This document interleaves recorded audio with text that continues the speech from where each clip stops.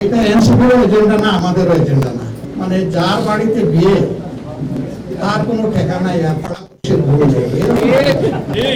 না। আমরা তো সে অর্থে কোনো ফর্মাল যুগ, আমরা একটা নির্বাচনী ঐক্য করেছি, আর এখন জনগণের স্বার্থে আমরা একসাথে আন্দোলন চালিয়ে যাচ্ছি। এখন জিজ্ঞেস করতে পারেন যে একটা দলটা চলে গেছে, তাইলে এটা 10 দল হবে না 11 দল? বারবার তো না। আমি আমার যুগের একটু অভিজ্ঞতা বলি। প্রথমে আমরা 4 দল ছিলাম, এরশাদ সাহেব বের হয়ে গেলেন, তারই একটা অংশ নাজিউর রহমান সাহেব, মঞ্জু সাহেব, তিনি থাকলেন, থেকে একটা জাতীয় পার্টি গঠন করলেন, 4 দল থাকলো, এরপরে 18 দল হলো। এরপরে এভাবেই কোটি কোটি মানুষের ঘরে দেশ জুড়ে ফ্রিজ একটাই, ওয়ালটন।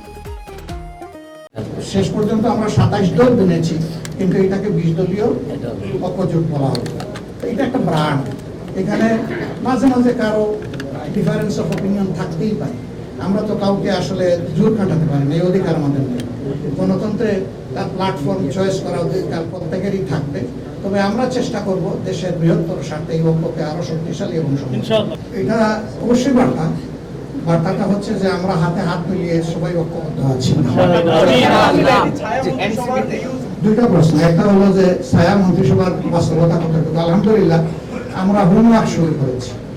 তবে এখানে অবশ্যই আমরা শহীদ দলের যারা আছে সকলের পটেনশিয়ালকে শুধু আমরা কাজে লাগাবো না, বাংলাদেশের জন্য যে রিসোর্স গুলো আমরা দরকার মনে করবো তাদেরকে এখানে যুক্ত করবো ইনশাআল্লাহ। এরা দুনিয়ার যে কোনো জায়গায় থাকলেও আমাদের সেই ইন্টেলেকচুয়াল ডিভিডেন্স গুলো আমরা বাংলাদেশে নিয়ে আসবো ইনশাআল্লাহ। ধন্যবাদ।